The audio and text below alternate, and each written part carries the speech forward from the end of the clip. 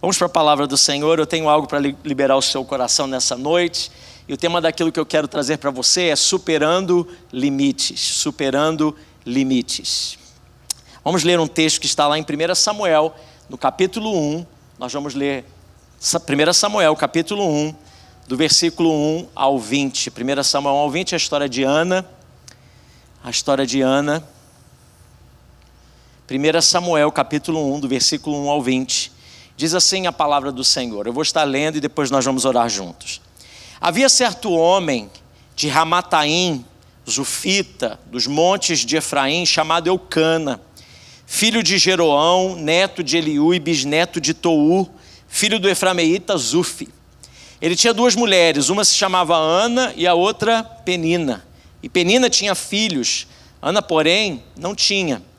Todos os anos esse homem subia da sua cidade a Siló para adorar e sacrificar ao Senhor dos Exércitos. Lá, Ofni e Finéias, os dois filhos de Eli, eram sacerdotes do Senhor. E no dia em que Eucana oferecia sacrifícios, dava porções à sua mulher Penina e a todos os filhos e filhas dela. Mas a Ana dava uma porção dupla, porque a amava, apesar de que o Senhor a tinha deixado estéril.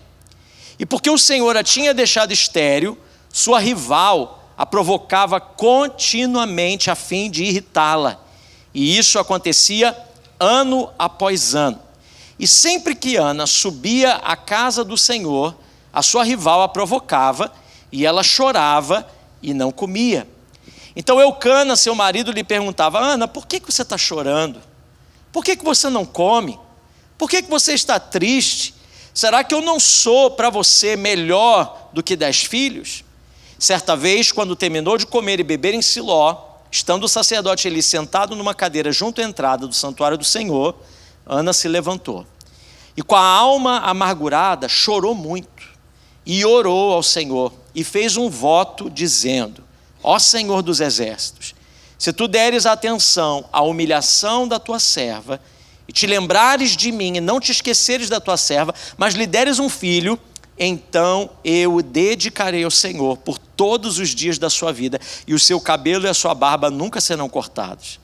Enquanto ela continuava a orar diante do Senhor, Eli observava sua boca. E como Ana orava silenciosamente, seus lábios se mexiam, mas não se ouvia a voz, Eli pensou que ela estivesse embriagada e lhe disse: até quando vai continuar na manguaça? Não, na versão aqui diz: até quando continuará embriagada? Abandona o vinho. E Ana respondeu: não se trata disso, meu senhor. Eu sou uma mulher angustiada. Eu não bebi vinho, nem bebida forte, fermentada. Eu estava derramando a minha alma diante do Senhor. Não julgues tua serva uma mulher vadia. Estou orando aqui até agora por causa da minha grande angústia e tristeza. Então ele respondeu: vá em paz, e que o Deus de Israel lhe conceda o que você pediu. Só quem já pegou aí, pega, viu, irmãos? Entendeu? Já começou a falar com a gente aí. Vá em paz, e que o Deus de Israel lhe conceda o que você pediu. E ela disse: espero que sejas benevolente para com a tua serva. Então ela seguiu o seu caminho, comeu, e o seu rosto já não estava mais abatido. E na manhã seguinte, eles se levantaram e adoraram o Senhor. Então voltaram para casa em Ramá. E Eucana teve relações com sua mulher Ana, e o Senhor se lembrou dela. E assim Ana engravidou, e no devido tempo deu à luz um filho, e deu-lhe o nome Samuel, dizendo: eu o pedi ao Senhor. Pai, ajuda-nos a entender aquilo que o Senhor quer falar conosco. Que o nome de Jesus seja exaltado nessa hora. E que a nossa vida, Senhor, possa se alinhar àquilo que o Senhor tem expectativas a nosso respeito. Abre, Senhor, o nosso entendimento nessa noite. Ministra vida sobre nós. É o que nós precisamos, em nome de Jesus. Amém. Irmãos, a gente vive numa cultura que idolatra superação. A gente vive numa cultura que existem livros, palestras, nas redes sociais está cheio de histórias de pessoas que venceram obstáculos extraordinários. Mas existe uma verdade que muitas vezes a gente não leva em consideração, ela é menos popular. Nem sempre a gente pode escolher as circunstâncias. Nem sempre a gente tem um controle sobre aquilo que acontece conosco. Mas nós podemos escolher as respostas que nós damos às situações que acontecem. Nós não temos como determinar, nós não temos como mudar, nós não temos como adiar, fazer com que não aconteçam algumas situações sobre a nossa vida. Mas todos nós temos o poder de responder corretamente a essas situações que acontecem conosco. A ciência moderna, ela aponta algo nessa direção. Estudos que são feitos na área da psicologia da resiliência mostram que pessoas altamente resilientes, que aguentam tensões, que conseguem suportar grandes pressões, elas não são as pessoas que sofrem menos. Na verdade, são aquelas, as mais resilientes, são aquelas que desenvolvem maneiras saudáveis de responder às adversidades. Existem algumas coisas, irmãos, que explica isso explica porque duas pessoas passam pela mesma crise, passam pelo mesmo tempo de dificuldade, às vezes passam pela mesma situação e elas respondem de maneira completamente diferente.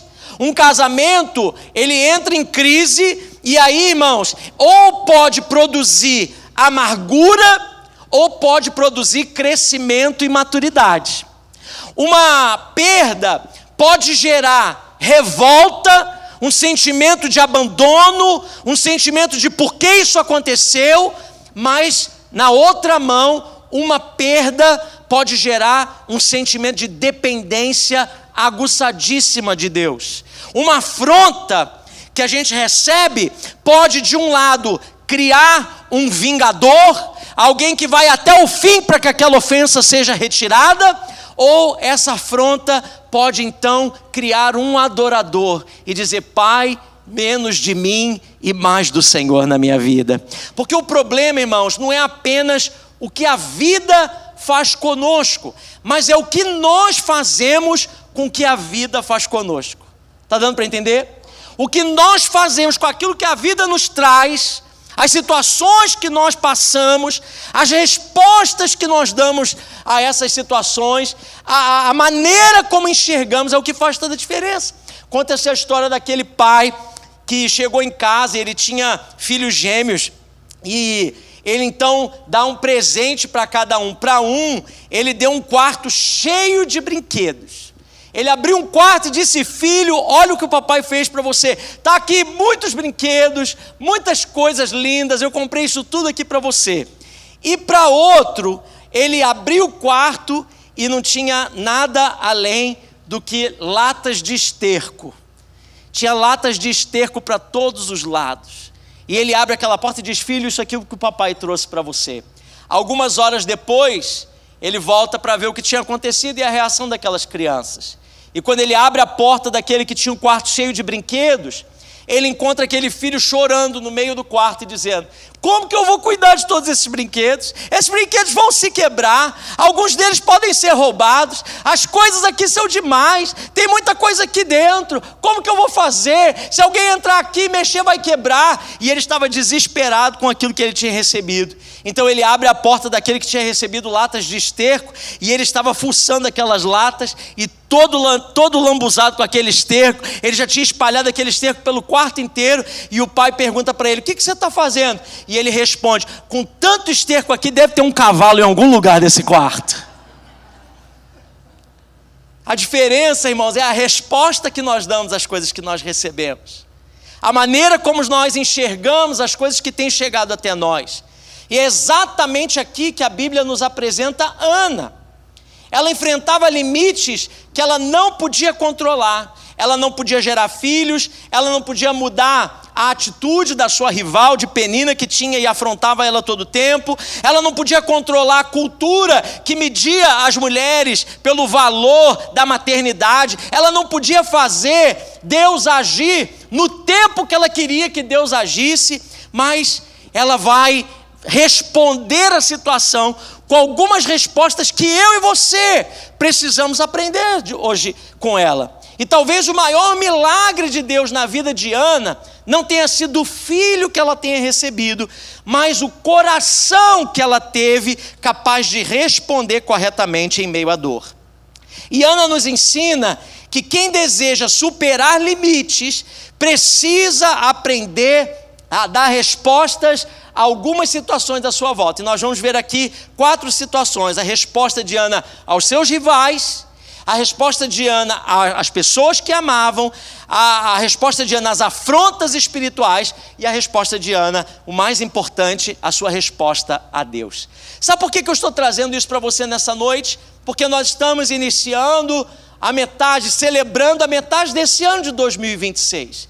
E quando chegamos nesse ano, a gente pode olhar para trás e dizer: um ano perdido, tanta coisa que aconteceu que não está dando certo, parece que eu não vou para lugar nenhum, meu Deus, já é metade do ano e eu não consegui nem sair do lugar, olha as coisas que têm acontecido à minha volta, dessa vez não vai ser a minha vez, está tudo perdido. Ou você pode chegar nessa noite e olhar: ainda há 6 meses para Deus fazer alguma coisa nesse ano de 2026, milagres podem acontecer, situações podem se romper, coisas extraordinárias Deus pode mover, porque basta uma palavra e tudo que existe vem a existir. Tudo aquilo que o Senhor tem vem à realidade, porque Ele é Deus fiel que cumpre a sua palavra.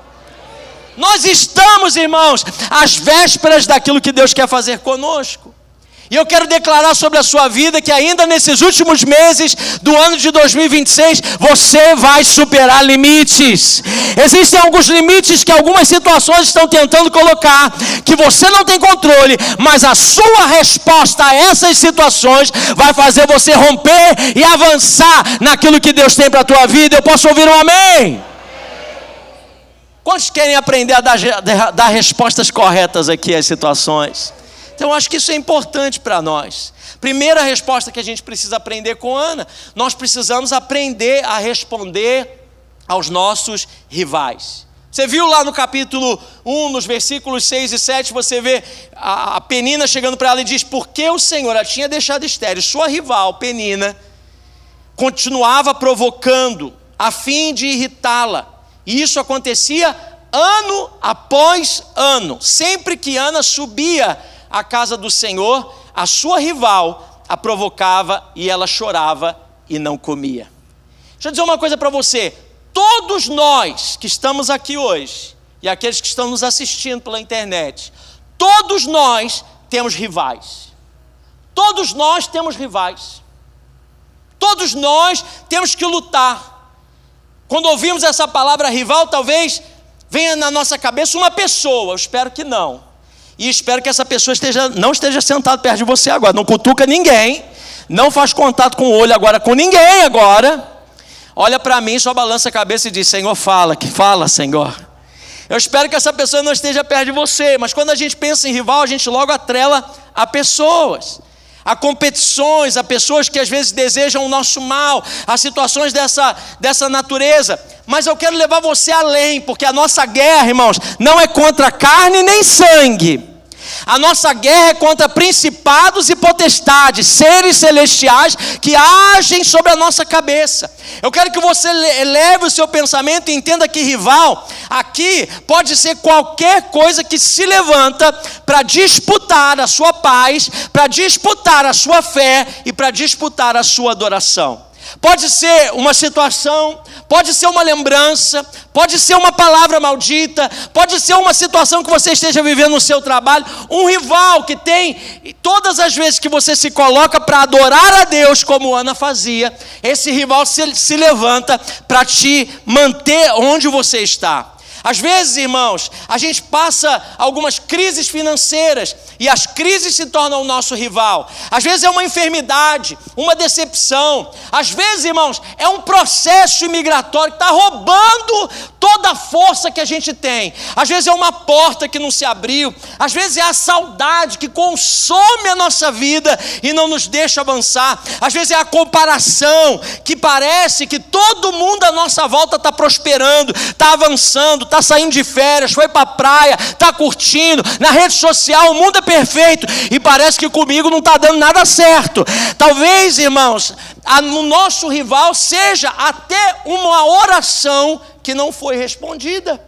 Porque quando nós pensamos nela, isso automaticamente rouba a nossa alegria, rouba a nossa paz, rouba a nossa ação em se movimentar adiante. Para nós ainda que somos imigrantes, esse rival ainda, ele vem de uma maneira muito mais viva e latente. Talvez é o medo do futuro, talvez a insegurança pelo status imigratório que você tem, talvez a pressão para dar certo num novo país, talvez o cansaço de recomeçar, a solidão, ou quando você senta e diz: o que eu fiz da minha vida, eu abri mão de tanta coisa, eu tinha um futuro e agora eu estou começando do zero. E essas coisas, irmãos, se tornam vozes constantes, tentando convencer a gente de que Deus se esqueceu da nossa história. E era exatamente isso que Ana vivia. Era assim que Ana se sentia quando ela, sua rival Penina, vinha para atacá-la. A Bíblia diz que ela perdia a vontade de comer, ela perdia a vontade de fazer qualquer coisa, o seu semblante caía, o mundo acabava, a noite virava as horas até chegar o novo pôr do sol, e ela pensando: por que eu não tenho? Por que está acontecendo comigo? Por que o Senhor cerrou a minha madre? E a Bíblia diz que essa rival provocava ela continuamente. Só que tem um detalhe que às vezes a gente não percebe: todos os anos, ano após ano, exatamente no momento que a família se preparava para ir até o lugar de adoração, era a hora que a rival vinha para afrontá-la. E isso aqui é um detalhe muito importante. Por quê?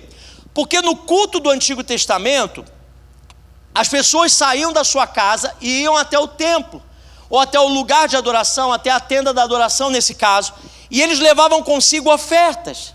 E nessa oferta, que eram animais a ser sacrificados, parte do animal ficava com o sacerdote e era queimado ao Senhor, e parte desse animal voltava para a família. Então eles celebravam, e essa refeição, como essa refeição que nós tomamos aqui, ela era uma refeição de comunhão com Deus.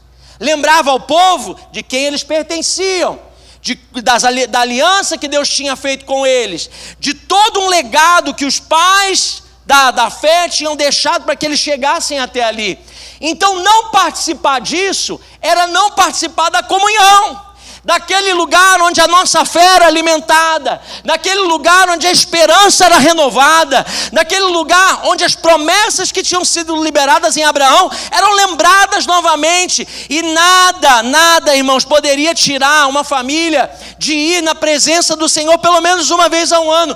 Mas todos os anos, quando a família se levantava para adorar a Deus, a rival vinha e dizia: você não tem, eu tenho; você não pode, eu posso; você não é, eu sou. E sabe, meu irmão, esse princípio continua acontecendo. O espírito de Penina, a rival que vem para nos acusar, a rival que se levanta para dizer o que nós não temos, a rival que se levanta para dizer o que não somos, a rival que se levanta para dizer aquilo que ainda não aconteceu, levanta sobre a sua vida todas as vezes que você se põe para adorar ao Senhor.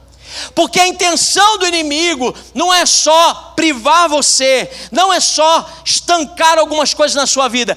A maior arma que o inimigo quer usar contra você é tirar você do lugar da adoração, é roubar você do lugar que te lembra de quem que você é. Você não pertence a você mesmo, você tem um Deus que guerreia as suas guerras, você tem um Senhor que peleja as suas batalhas, você tem um Deus que não tem limites. Ele é por você, Ele é pela tua casa, Ele é pela tua família, Ele é pelos teus filhos. Ele não perdeu o controle, Ele continua sentado no seu alto e sublime trono.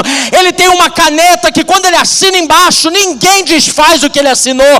Ele é Deus fiel, Ele é Deus poderoso, poderoso, Ele é Senhor dos senhores, Ele é Rei dos reis, Ele tem todos os recursos nas palmas das suas mãos.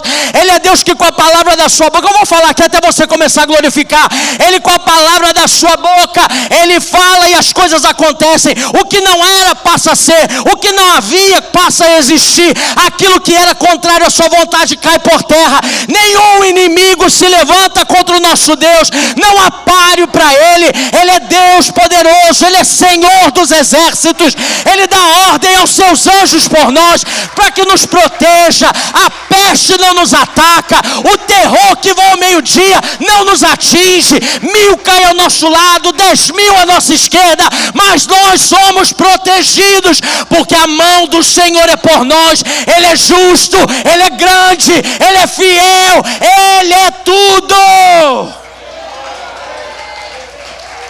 É no lugar da adoração, é no lugar da adoração que nós somos lembrados disso. É no lugar da adoração que nós somos lembrados de quem nós somos. Nós não temos, mas Ele tem. Nós não podemos, mas Ele pode. Nós somos limitados, mas Ele é uma fonte inesgotável. E aqueles que estão nele, irmãos, presta atenção, o espírito da rival se levanta todas as vezes que você se levanta para adorar. É por isso que quanto antes de você chegar aqui nesse culto, forças espirituais trabalham para que você não chegue. Você é vencedor. Tem gente que ficou em casa hoje, ficou em casa porque não tinha uma roupa para colocar, ficou em casa porque o sapato não deu certo, ficou em casa porque administrou mal o seu tempo, e aí deu mais vazão ao seu prazer, ao seu descanso humano, que é muito importante, mas não veio no lugar da adoração. E todas as vezes que o inimigo conseguir fazer isso com você, ele vai te matando aos poucos. Ele vai roubando de você a oportunidade de se alimentar, ele vai roubando de você a oportunidade de se colocar na presença do Senhor, ele vai roubando você de expor as feridas que estão dentro do seu coração, porque existem, irmãos, tristezas dentro de nós que nós produzimos, tristezas que são consequências do nosso pecado, da nossa falta de perdão, do nosso orgulho, das escolhas que fazemos erradas. Então sofremos as consequências, as tristezas produzidas por nós mesmos, e essas dores, elas precisam nos conduzir ao arrependimento, elas precisam nos lançar diante do Senhor e dizer: Senhor, me perdoa, tem misericórdia, me restaura. Mas existem também dores que nós não escolhemos. Tem gente aqui que está vivendo uma situação semelhante a Ana. Tem coisa que está acontecendo com você que não foi você que escolheu. Ana está vivendo uma esterilidade. Jó não escolheu perder os seus filhos, mas passou por perdas. José não escolheu ser vendido pelos seus irmãos, mas foi rejeitado pela sua própria família. Davi não escolheu ser perseguido por Saul, mas o Senhor queria levantá-lo. Essas dores, irmãos, que às vezes acontecem conosco, mesmo sem planejamento, elas são reais. Mas uma coisa a gente precisa entender: essas dores não podem, esses rivais que se levantam, não podem determinar a nossa adoração. Jó nos ensina lá no capítulo 42, versículo 10, ele diz o seguinte: depois que Jó orou por seus amigos, o Senhor o tornou novamente próspero e lhe deu em dobro tudo que ele tinha antes. Irmãos, deixa eu dizer uma coisa: Jó tinha perdido todas as coisas, mas foi ministrando aos outros. Foi na hora que ele começa a orar por alguém, foi na hora que ele não deixa de fazer aquilo que ele foi chamado para fazer. É nessa hora que Deus o restitui. Quando ele não abriu mão dos princípios, depois de perder praticamente tudo, o Senhor restaura a sorte de Jó, enquanto ele orava pelos seus amigos, mesmo carregando dores profundas, feridas inimagináveis. Jó continuou olhando para Deus e abençoando pessoas. Como é que a gente tem reagido? Às vezes poucas coisas nos tiram da presença do Senhor, coisas pequenas. Hebreus 10, 25, o autor de Hebreus, ele nos exorta a não abandonar o congregar. Não deixemos de reunirmos como igreja, segundo o costume de alguns, mas procuremos encorajar-nos uns aos outros, ainda mais quando vocês veem que se aproxima o dia do Senhor. Que você quer ser um canal de Deus para alguém aí nessa noite? Olha para essa pessoa perto de você, dá uma palavra de conforto para essa pessoa, diga para ela: Deus te abençoe, o Senhor é com você. A tua luta pode estar sendo grande, mas eu quero te dizer, eu quero te encorajar. Não deixa ninguém hoje sem uma palavra de Deus. Diga: o Senhor te vê, as pessoas te esqueceram, mas o Senhor vê a tua luta, o Senhor recolhe as tuas lágrimas, o Senhor é quem se levanta ao teu respeito. Ainda que ninguém te valoriza, você tem um Senhor que te valoriza. É isso que nós fazemos quando nós estamos juntos. O deixar de estar junto, irmão, sermos vencidos pela rival é terrível, e muitas vezes o momento em que menos queremos buscar a Deus é exatamente o maior momento que precisamos da presença dEle. É nos momentos que a rival se levanta e a nossa alegria é tirada, a nossa paz é roubada, o nosso bem-estar é mexido, é a hora que a gente quer ficar em casa. Não fala comigo, eu quero isolamento, hoje eu não estou legal. Hoje talvez alguém entrou aqui nessa noite dizendo: eu não estou legal, eu vou só pela graça e misericórdia. Quando você viu os irmãos da porta, você até se curvou, baixou a cabeça, passou de lado e disse: não quero nem falar com ninguém, eu quero sentar, eu já vou chegar um pouquinho depois, eu vou sair um pouquinho antes, que eu não quero ninguém falando comigo. O Senhor te pegou aqui. Jesus te pegou agora. Sabe por que você chegou aqui? Porque o Senhor trouxe você. Talvez você entrou aqui sem esperança, mas o Senhor te toma pela tua mão direita e diz: eu sou contigo. O diabo pensou que ia levantar, que você ia ficar prostrado, mas o Senhor, você ouviu a voz do Espírito, e foi pela força dele que você se levantou, porque a Bíblia diz que Ana se levantou. Eu tenho uma palavra profética para alguém aqui nessa noite: levante-se, levanta e continua adorando, levanta e continua orando, levanta e continua servindo, levanta e continua confiando, porque o maior triunfo do inimigo não é fazer você sofrer, é fazer você abandonar o lugar que Deus se manifesta ao seu povo. E esse gostinho para o inimigo você não vai dar, não. Você não, meu irmão. O diabo pode tentar qualquer coisa, mas você não vai abrir mão, porque o Senhor, Ele está com você. Ana nos ensina, a primeira coisa que eu aprendo com Ana é que Ana permanece no altar durante o seu período de dor. E é lá que ela descobre que Deus estava escrevendo uma linda história para ela. Talvez você não tinha nem noção disso nessa noite, mas o Senhor está escrevendo uma história sobre a tua vida. Nem sempre as maiores dificuldades vêm dos nossos rivais. Às vezes elas vêm de pessoas que nos amam, e é a segunda resposta que a gente precisa dar. Ana não só tinha uma rival, mas o ponto 2 para mim é: aprenda a responder àqueles que querem o seu melhor. Olha o que o versículo 8 diz: Eucana, seu marido, lhe perguntava: Ana, por que você está chorando? Por que você não come? Por que você está tão triste? Será que eu não sou melhor para você do que 10 filhos? Essa pergunta parece até uma pergunta carinhosa, de um marido preocupado. E realmente é, porque Eucana a amava. A Bíblia diz que ele até para ela dava a porção dobrada das ofertas. Ele fazia questão de honrá-la acima da outra. Obrigado. Falei de esposa, já vem você com essa... Olha que benção. Quem tem uma esposa boa, meu irmão? Ora, se você não está casado, ora. Se você está casado, ora também, em nome de Jesus. Eucana não era um homem mau.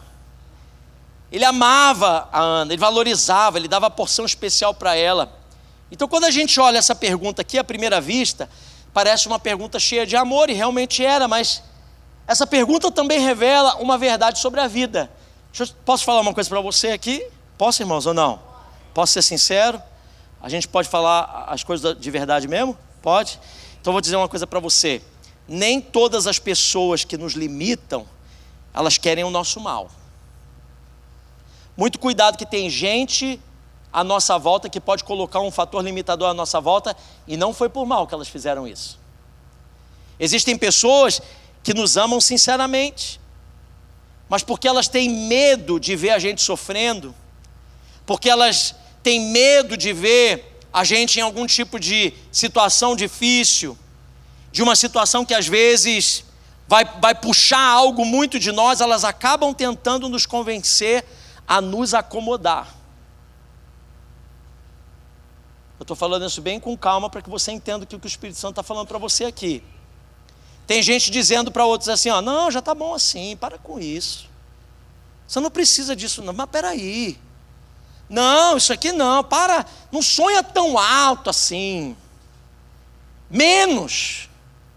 Se acomoda, não vale a pena você ficar tentando, não vale a pena você se esforçar tanto, não vale a pena você fazer isso tudo. Aceite essa sua realidade desse jeito aí.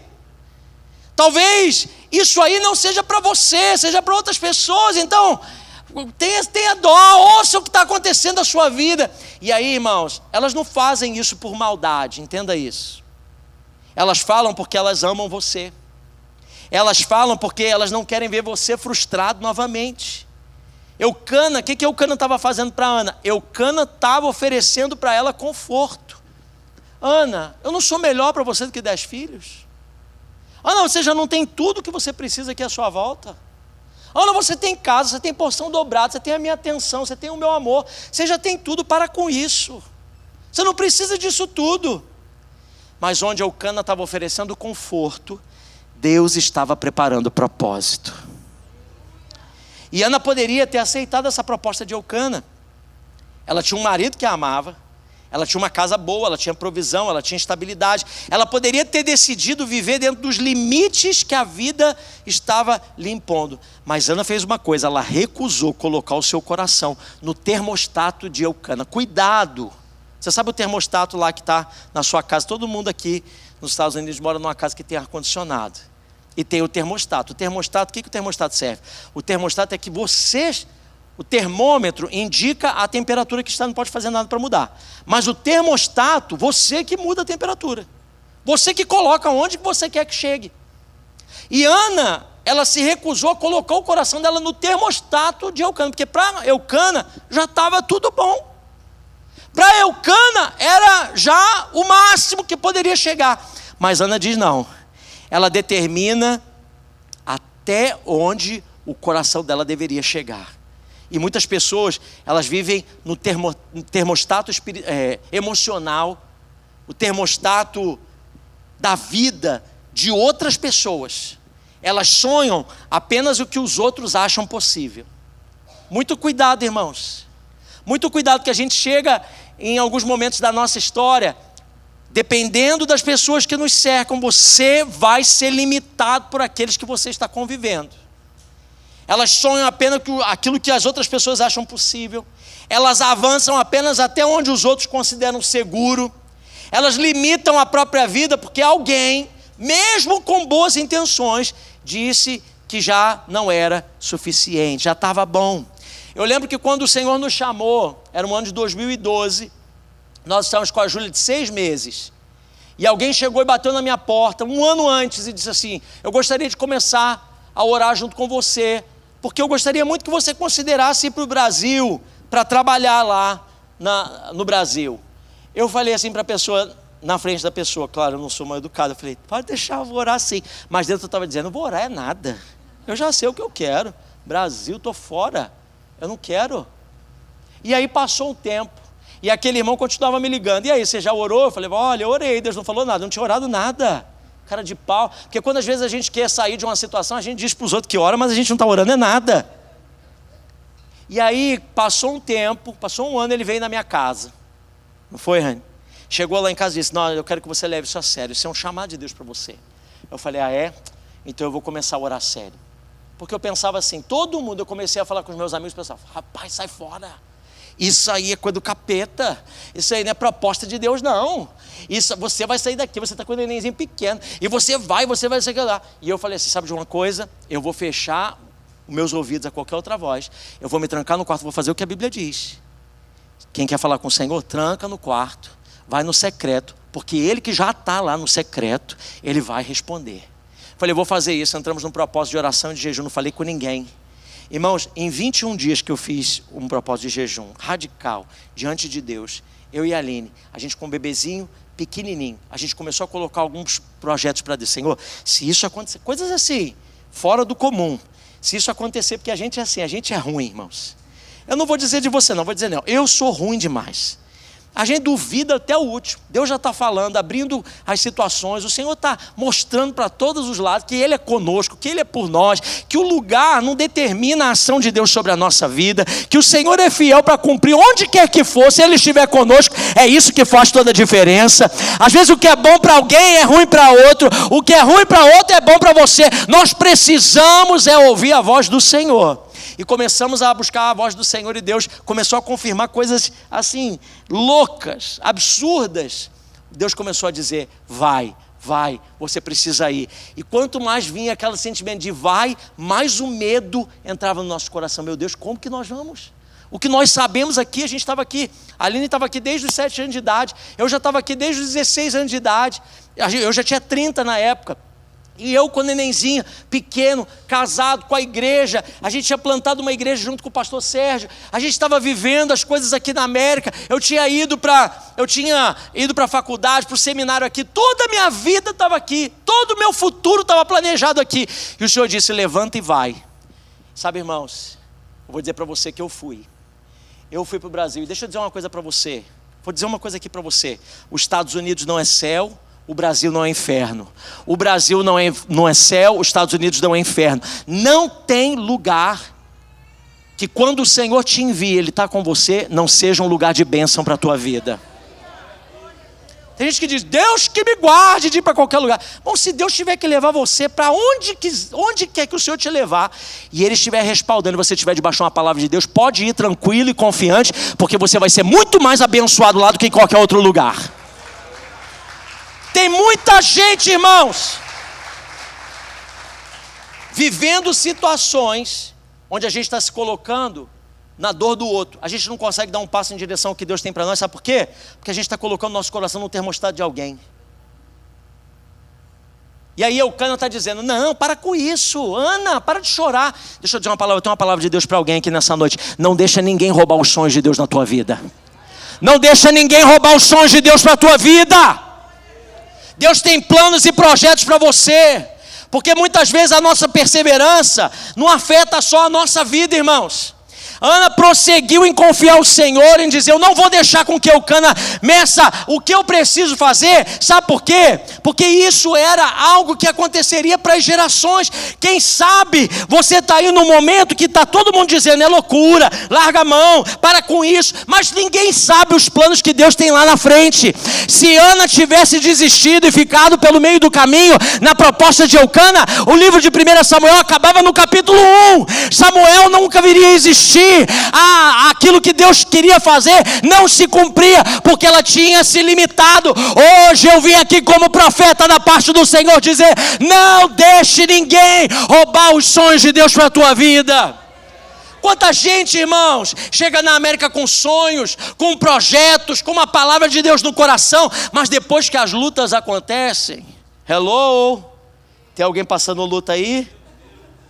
Quando as lutas começam a acontecer, a gente começa a entrar no modo sobrevivência. Tem gente que está vivendo nessa terra aqui no modo sobrevivência. Deus não tem modo sobrevivência para você, meu irmão. Deus não tem modo sobrevivência para você. É certo que quando a gente chega aqui, você não pode ficar iludido mesmo e botar os pés entre as mãos e fazer um bando de decisões que querer reproduzir a sua vida que você tinha lá no Brasil, tanto você gastava lá, as coisas que você vivia, o padrão que você tinha lá, chega aqui, você quer manter a mesma coisa, vai falir, não tem jeito. Então você tem que se reduzir, você tem que planejar, você tem que guardar, você tem que viver da maneira desse lugar aqui. Você não pode querer reproduzir uma realidade que você não tenha. Mas quando você vem para cá e você começa a viver e as lutas vão batendo na tua porta, lutas vão batendo, aqueles sonhos que você saiu de lá dizendo: não, Deus me trouxe, Deus vai levar. Sabe o que a gente começa a viver? A gente começa a viver em modo sobrevivência. O sonho que a gente tinha de construir uma família forte vai sendo substituído pelo cansaço. A gente abre mão de princípios, a gente já não vem mais na casa do Senhor. Deixa eu dizer, a gente tinha uma classe aqui dos adolescentes, e nesses dias a gente não tinha estabelecido ainda uma classe certa para os adolescentes. Era uma fase de transição. Nossos adolescentes, eles precisam receber da palavra, precisam estar envolvidos, precisam servir, precisam crescer. E aí nós decidimos que o Ministério Kids continua e os adolescentes, eles não vão ter mais a classe. E algumas pessoas vieram: pastor, por que isso? E eu disse para essas pessoas o que eu aprendi de um amigo meu. Eu vi isso e eu guardei isso no meu coração. Às vezes, irmãos, deixa eu dizer uma coisa para você, até as crianças também. Meu filho estava aqui hoje de manhã no culto junto comigo, estava sentado aqui, ó, junto comigo do meu lado. Num culto ele foi para a salinha, num culto ele sentou aqui do meu lado. Por quê? Porque o maior presente que você pode dar para o seu filho e para a sua filha não é a estabilidade financeira, não é um lugar para ele passar o tempo. Um dos maiores presentes que você pode dar, e isso a igreja, infelizmente, irmãos, com todo respeito, eu amo o nosso ministério com Kids, ó, vocês são maravilhosos. Se você quer um ministério para servir, venha para o Ministério Kids, é uma bênção ministrar essa nova geração. Mas uma das coisas que a gente aprendeu que talvez não está sendo tão bem trabalhada e a gente precisa reavaliar isso, sabe o que é? A gente pega as nossas crianças e enfia elas lá na salinha e graças a Deus tem hoje, a gente não tem só irmãos tomando conta do Ministério Kids, a gente tem gente ministrando, fazendo culto, abençoando, orando por elas. Mas um dos maiores presentes que você pode dar para o seu filho é deixar ele ver você adorando e orando na presença do Senhor. Isso deixa marcas profundas na vida de alguém. O que o papai e a mamãe faz no dia da angústia? O que o papai e a mamãe faz quando as coisas apertam? Seu filho vê você orando? Às vezes, o único lugar que ele vê você segurando a Bíblia é aqui dentro da igreja, infelizmente. O único lugar que ele vê você adorando a Deus é aqui.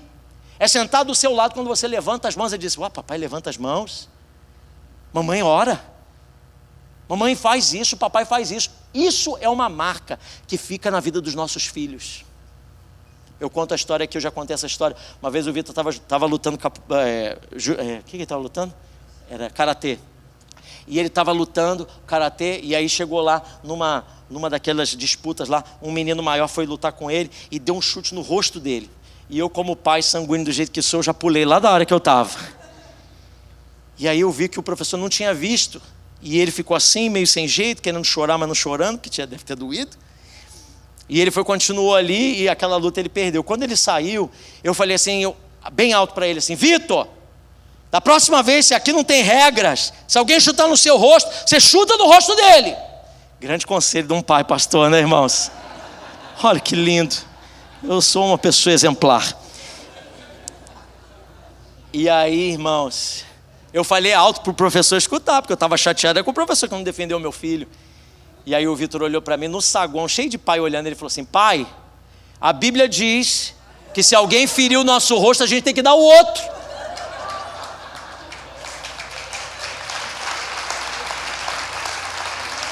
Você acha que foi ele falando ou foi o Espírito Santo?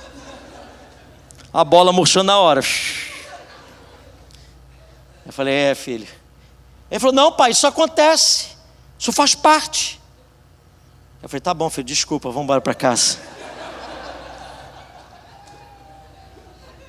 Sabe por quê, irmãos? Porque tem algo plantado dentro dele, que até quando a gente falha, o que está plantado vem à tona.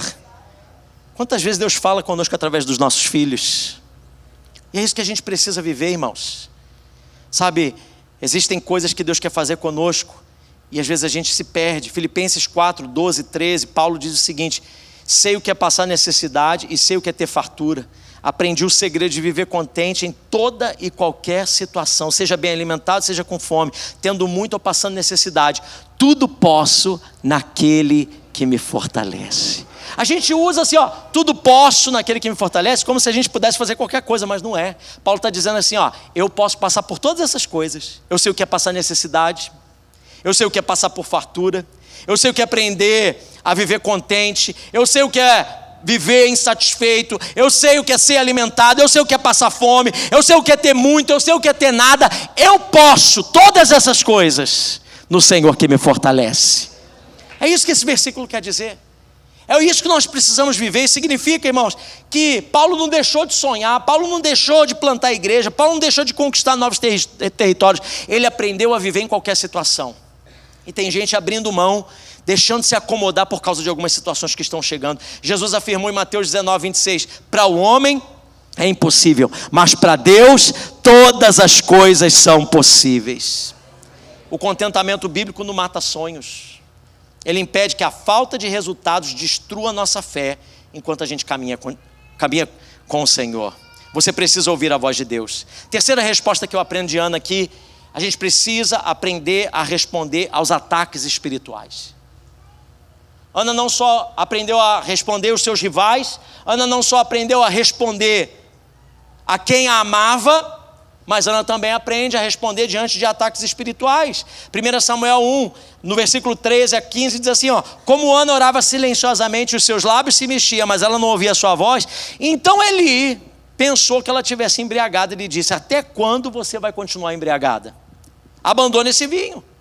E Ana responde para ela, não, Senhor, não se trata disso. Sou uma mulher muito angustiada, eu não bebi bebida fermentada, nem vinho, eu estava derramando a minha alma diante do Senhor.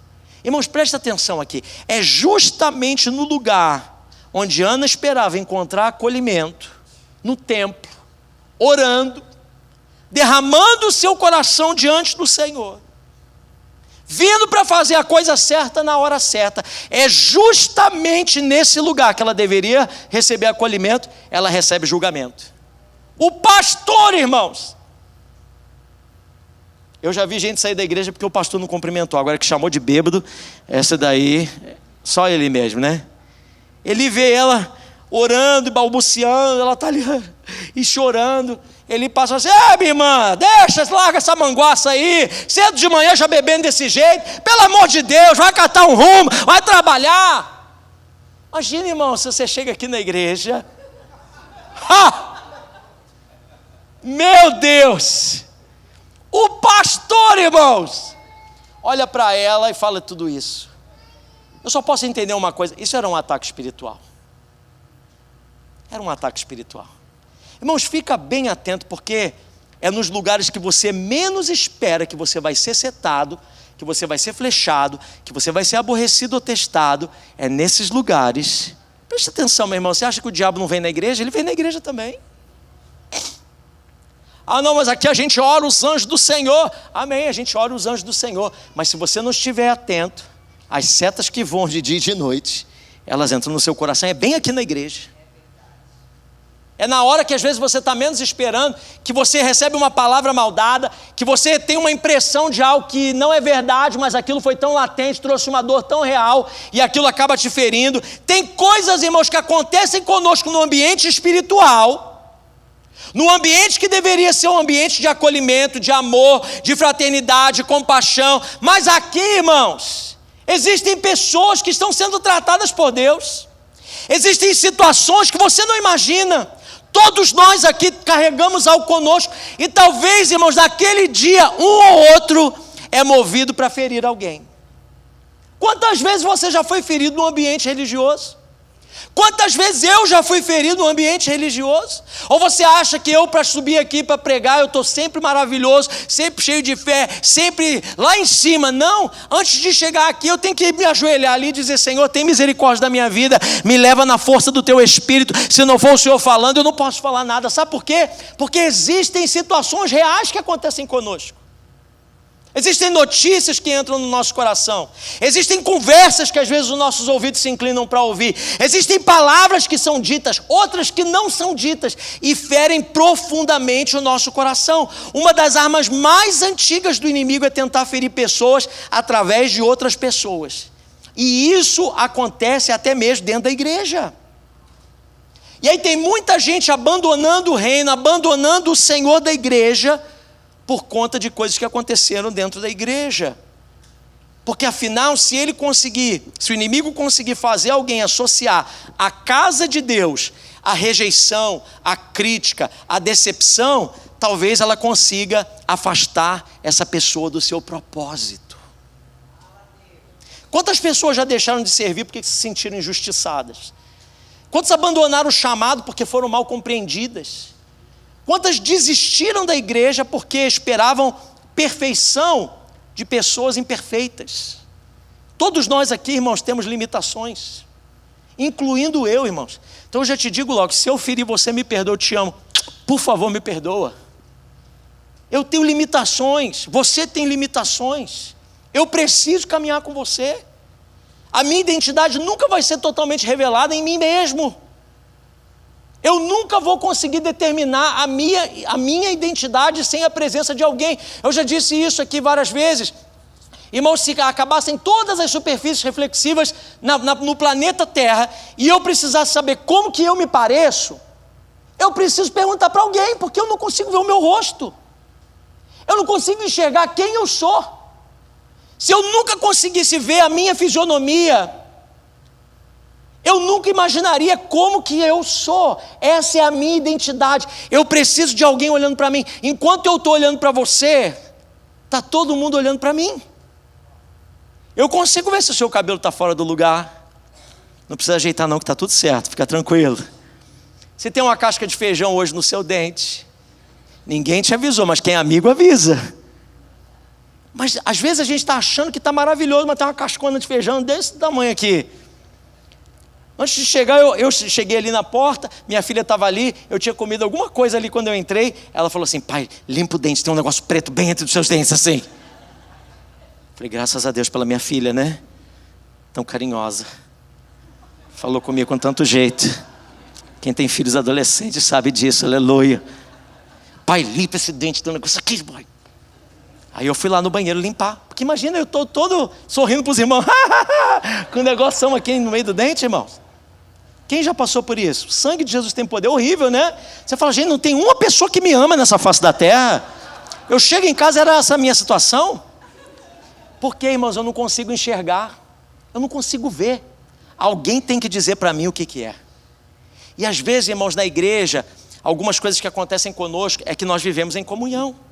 E não é uma comunhão qualquer, é uma comunhão que eu escolho. Tem que escolher. Porque lá no trabalho, você está lá por causa do salário. Lá no clube, você vai e muda de clube. Lá na escola, se alguém te aborreceu, você arranja outra escola. Mas igreja é família. E família, a gente não abandona. A gente escolhe caminhar junto. E aí a gente precisa estar junto com essas pessoas. E aí que o inimigo entra, irmão, sabe por quê? Porque se a gente não consegue ter um nível de comunhão com ninguém, ninguém consegue dizer para nós qual é a nossa identidade.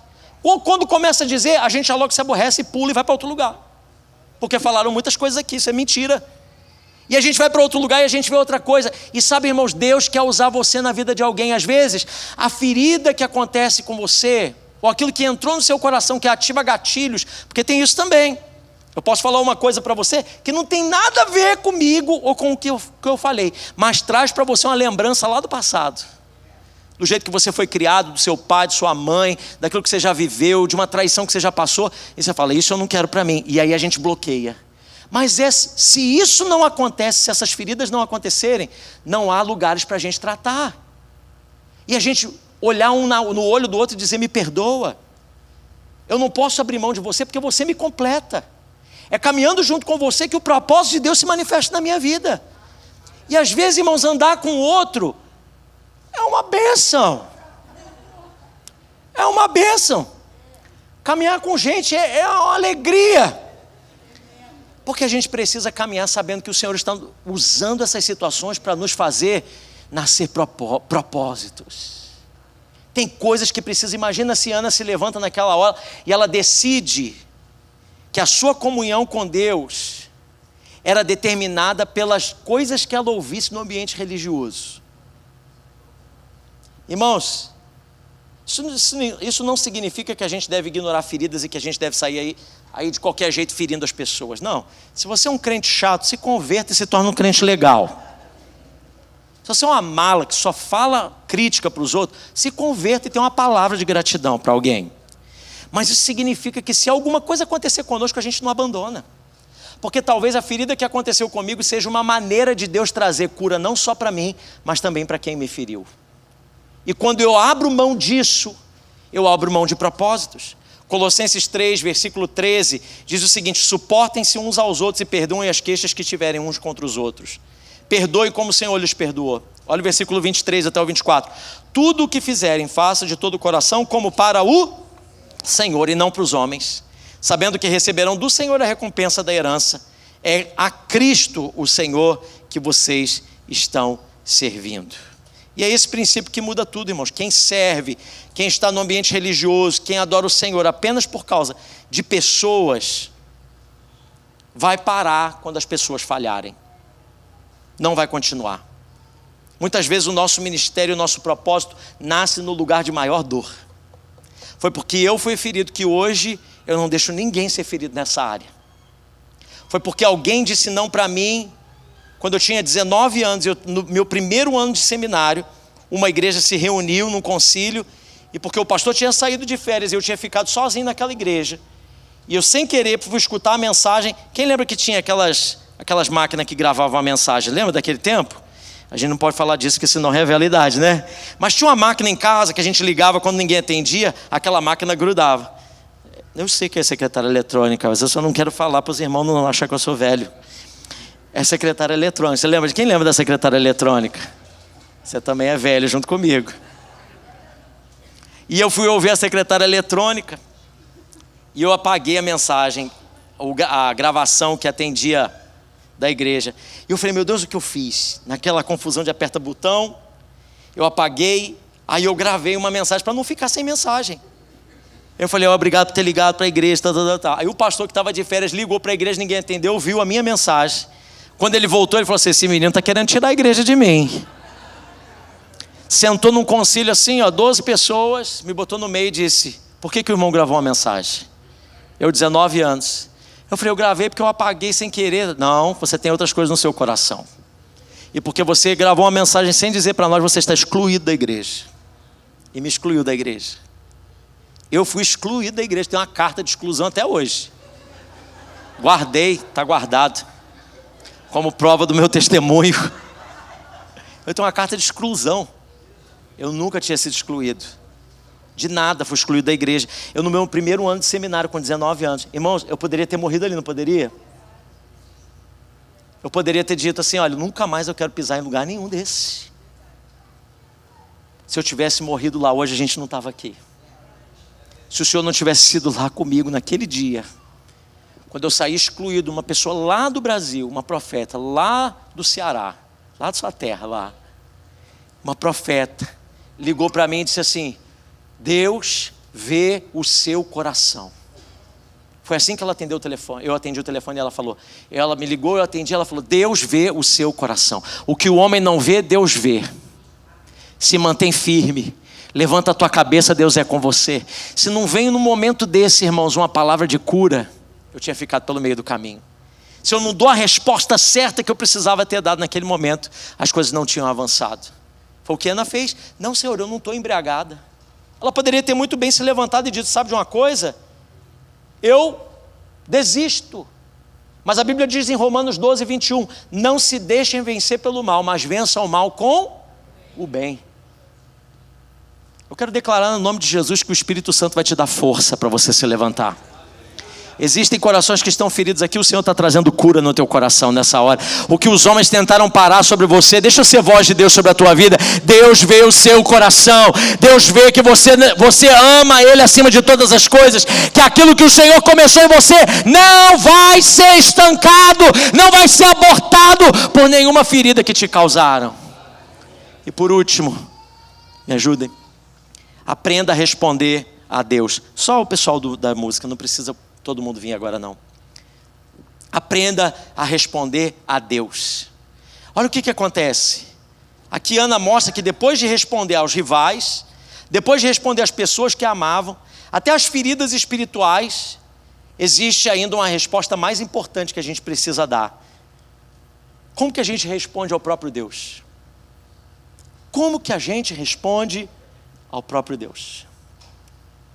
Porque essa talvez, irmão, seja o cerne de tudo aquilo que a gente está falando aqui nessa noite. Talvez hoje você veio para a casa do Senhor porque Deus está pedindo de você respostas. Tem situações que estão acontecendo com você agora que o Senhor está pedindo de você algumas respostas. Como que você responde a Deus? Sabe como Ana respondeu no versículo 17 e 18? Diz, Eli respondeu, vá em paz e que o Deus de Israel lhe conceda o que você lhe pediu. E ela disse, espero que sejas benevolente para com a tua serva. Então ela seguiu o seu caminho, comeu, e o seu rosto já não estava mais abatido.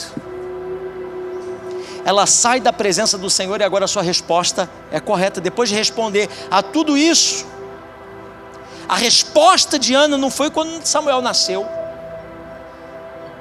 A resposta de Ana aconteceu quando ela recebe uma palavra. Tem alguém aqui que está recebendo uma palavra de Deus hoje. Tem alguém aqui que já pegou do céu essa palavra e guardou no seu coração.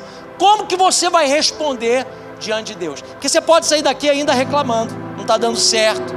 Chega amanhã, as realidades não mudam, os rivais continuam lá, as pessoas que te amam querem te medir, querem te colocar um limite. As guerras espirituais vão continuar acontecendo, mas o Senhor liberou uma palavra. E como que você responde a Deus a essa palavra? O profeta diz para ela: vá em paz e que Deus conceda o que você pediu a Ele. Essa é uma palavra.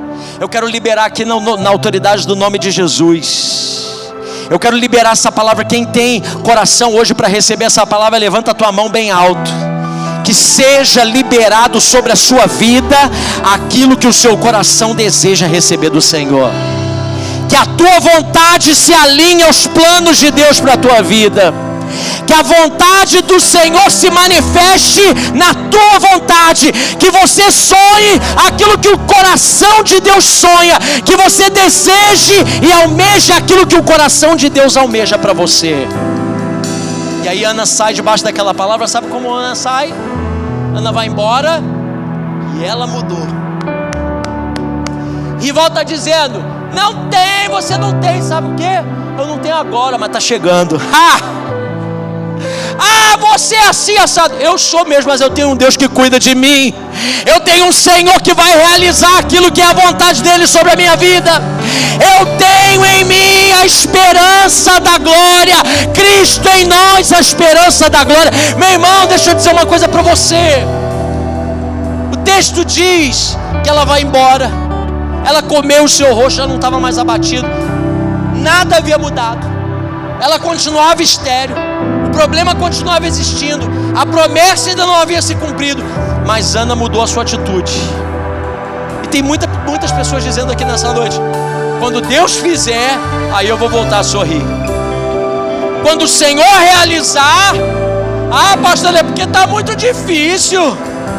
A coisa está muito brava para o meu lado. Eu sei que está brava mesmo. Eu sei que as coisas não estão legais. Alguém disse: quando a porta se abrir, quando o recurso chegar, quando a realidade mudar, quando o milagre chegar, aí eu vou ter tempo para servir, eu vou ter tempo para adorar, eu vou ter tempo para fazer tudo. Quando a realidade mudar. Não, Ana nos ensina o contrário. Ela começa adorando antes, ela confia antes, ela se levanta antes, ela responde a promessa antes de tocar o milagre. E mais tarde, quando o seu filho nasce, ela dá um nome no menino de o quê? Samuel. Você sabe o que significa Samuel? Sabe o que significa Samuel? Samuel significa Deus me ouviu. Você imagina, irmãos? Que nome extraordinário. Todas as vezes que Ana chamava o seu filho, era um testemunho: Deus me ouviu, vem cá. Deus me ouviu, vamos andar junto. Deus me ouviu. O tempo inteiro que ela chama aquele menino, ela é lembrada de que o Deus que está no céu é o Senhor que ouviu a sua oração. Eu quero declarar sobre a sua vida nessa noite que você vai sair daqui para dar luz a um Samuel. Deus vai ouvir. Ele está com os ouvidos atentos. Ele está inclinando. A palavra diz que Ele inclina os seus ouvidos para ouvir a oração do seu povo. O que está no seu coração? Agora levanta a tua mão para o céu. Se possível, levanta aí no seu lugar e comece agora a entregar aquilo que tira a tua paz, aquilo que tira a tua bênção, aquilo que às vezes tem provocado ira, tem provocado confusão. Levanta as tuas mãos para os céus, se coloca diante do Senhor e começa a dizer: obrigado, Senhor, eu recebo essa palavra. A Bíblia diz em Isaías 40:31: aqueles que esperam no Senhor renovam as suas forças, voam alto como as águias, correm e não ficam exaustos, andam e não se cansam. Mateus 7:7-8 diz: peçam e lhes será dado, busque e encontrarão, bata e a porta será aberta, pois todo o que pede recebe, o que busca encontra, e aquele que bate, a porta será aberta, diz o Senhor. Meu irmão, o céu não está em silêncio. Deus ainda ouve. Deus ainda ouve. Levanta as tuas mãos e comece a adorar o nome do Senhor. Comece a adorar no nome de Jesus. Talvez o inimigo quer roubar a adoração dos teus lábios. Talvez, meu irmão, o maior milagre que Deus queira fazer hoje não seja mudar essa circunstância. O maior milagre hoje seja mudar a sua resposta. Porque pessoas que respondem à voz de Deus corretamente se tornam parceiras do propósito. Deus pode contar com você. Deus pode contar com você aí, meu irmão. Deus pode contar com a sua casa. Deus pode contar com os seus recursos. Deus pode contar com a sua fé. Se pode, levanta as mãos para os céus e começa a adorar o nome de Jesus. Vamos adorar o nome do Senhor. Vamos declarar a bondade de Deus, a fidelidade do Senhor, em nome de Jesus.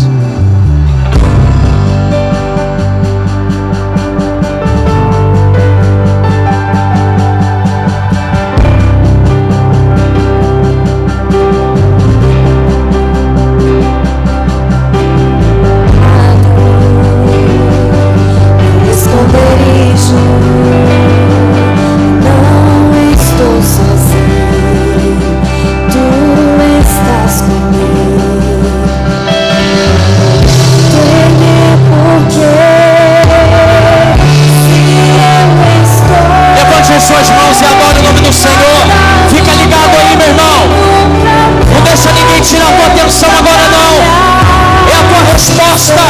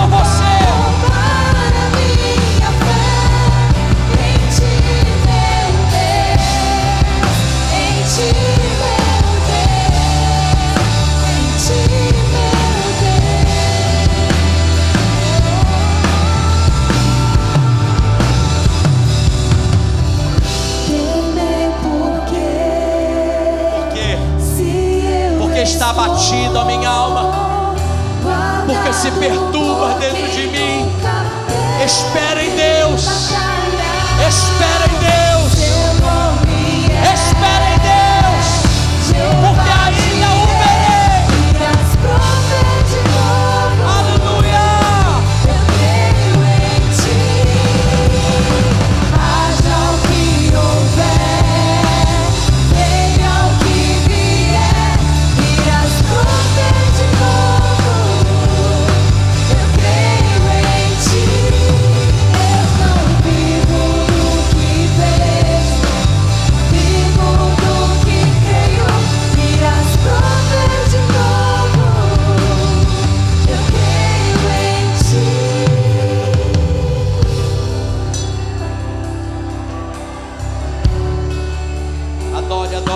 adore o nome do Senhor.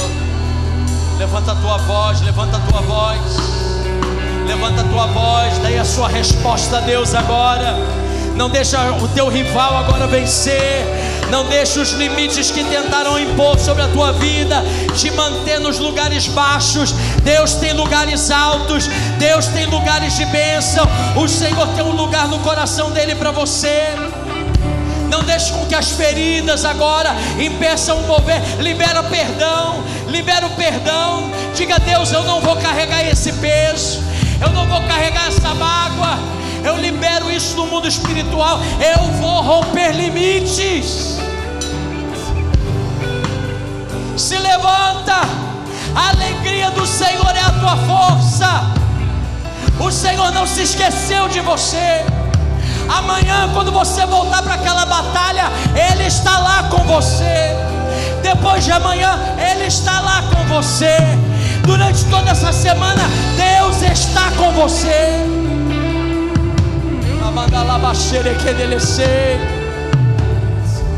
Levanta a tua cabeça. Levanta, Ana. Come, bebe, se regozija, porque hoje você sai daqui com uma palavra que vai gerar propósitos. Uma palavra que vai gerar propósitos. Tem um Samuel para nascer de você. Tem uma geração profética que vai se levantar por causa da tua resposta. Os teus filhos vão colher o que você está plantando. Tua geração será bendita. Essa luta, essa guerra não é à toa. Você está estabelecendo algo novo. Talvez nessa noite a maior resposta que nós podemos dar a Deus é dizer: Senhor, eu entrego a minha vida ao Senhor. Eu reconheço Jesus como Senhor e Salvador da minha vida. Eu não posso mais caminhar sozinho. Eu me arrependo dos meus pecados. Eu me entrego totalmente a Ele. Talvez a maior resposta que você possa dar a Deus hoje é dizer: eu reconcilio a minha caminhada com Jesus. Eu andei longe, eu me desconectei, mas eu preciso estar enxertado na videira. Eu preciso de Jesus. Se você hoje quer entregar a sua vida ao Senhor pela primeira vez, ou se hoje o Espírito Santo está chamando você para se rededicar a Ele, para viver uma vida na presença do Senhor, faça um sinal bem singelo, assim com a sua mão, levantando ela bem alto, se é isso que você quer, e o Senhor é com você. Deus te abençoe, Deus abençoe a tua vida. Deus abençoe a vida de vocês lá atrás. Levanta a mão bem alto para eu saber que você está dizendo sim para Jesus nessa noite.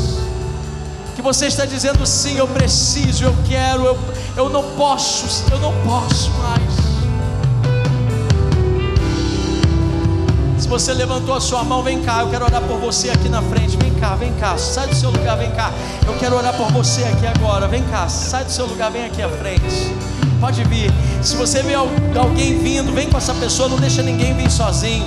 Vamos nos alegrar com esses irmãos que levantaram as suas mãos, amém? Glória a Deus. Vem cá, eu quero orar por vocês. Que bênção, fiquem aqui olhando para mim. Que bênção. Se tem mais alguém que está entregando a sua vida para Jesus hoje, não se limite. Rompa esse limite que puseram sobre você. Deixa o Espírito Santo começar algo novo na sua vida. Nós vamos orar, Pai, no nome de Jesus. Nós acolhemos esses queridos na comunhão. Nós, Senhor, em nome de Jesus, declaramos um novo tempo sobre a vida deles. Senhor, nós declaramos, Pai, que todo mal, todo passado é perdoado. Senhor, tudo aquilo que se levantou para limitá-los, para impedi-los de avançar para os planos e projetos do Senhor, hoje se rompe. Todo tratado que foi escrito contra eles, hoje é rasgado na cruz. Há perdão, há restauração e há um recomeço. E nós oramos para que eles sejam cheios do Espírito Santo, que eles recebam, Senhor, novidade de vida, que eles, Pai, entendam e possam experimentar a Tua boa, perfeita e agradável vontade. Nós oramos, Pai, declarando que a partir de hoje eles não estão sós, que eles estão conectados na Tua casa, na Tua família, e que agora, Senhor, eles vão dar frutos que glorifiquem o nome do Senhor. Nós os abençoamos e declaramos um novo tempo sobre a vida deles, em nome de Jesus. E a igreja diz: amém, amém. Deus abençoe. Se alegre na presença do Senhor. Alguém vai pegar o seu nome, vai anotar, vai conversar com você nessa semana. Se você não está conectado num grupo, um líder vai se conectar com você. É lá que nós crescemos, é lá que vivemos a vida do Senhor. Agora, para todos nós, dê a mão que está aí, a pessoa próxima a você. Hoje é noite de salvação, hoje é noite de resgate, hoje é noite do Senhor tomar a gente pela mão direita, levantar e dizer: vai, vai, volta agora para a tua realidade e vai viver tudo que eu tenho para você. Começa a orar por esse irmão agora, entrega a vida dele, dela nas mãos do Senhor. Declare a presença de Deus, a força de Deus, o poder do Espírito Santo sobre a vida desse irmão. Ora agora por essa pessoa com quem você está segurando a mão. Talvez é um cônjuge, talvez é um parente, ou talvez é um irmão da igreja. Deixa agora a tua boca ser usada por Deus. Pai, leva-nos debaixo dessa autoridade. Nos deixa dar boas respostas, respostas que glorifiquem o nome do Senhor. Pai, nas situações à nossa volta, nos ajuda a responder ao Senhor corretamente. Nós saímos daqui olhando nos olhos do nosso rival e dizendo: você não pode roubar a minha adoração. Nós saímos daqui olhando, Pai, nos olhos daqueles que querem o bem para nós e nos limitam, dizendo: não, o que vai nascer de nós é maior do que isso que eu experimento. Nós saímos daqui olhando os embates espirituais, as feridas que foram causadas, o desgaste, as setas malignas, e dizemos: você não tem autoridade sobre o nosso destino. Nós saímos daqui e dizemos: sim, Senhor. Que o sim do Senhor, o amém do Senhor se manifeste sobre a nossa vida. Leva-nos para uma semana de vitórias. Leva-nos para uma semana experimentando a boa, perfeita e agradável vontade do Senhor. E que os limites que nos impediam caiam por terra no nome de Jesus. E ao voltarmos para o campo missionário da nossa vida, que a maravilhosa graça de Cristo Jesus, o amor de Deus Pai, a doce e poderosa comunhão com o Espírito Santo seja sobre a tua vida e sobre ela permaneça, hoje e sempre. Amém, amém e amém. Quem diz amém, dá um abraço em alguém. Dá um abraço aí, pelo menos 3 pessoas. Deseja a ele, a ela uma semana abençoada. Nós temos ali um lanche, um tempo de comunhão. Você que nos visita, pega um presente nosso. E você que tem um coração para consolidar pessoas, procure a irmã Eliana lá fora. Deus te abençoe, vai na paz.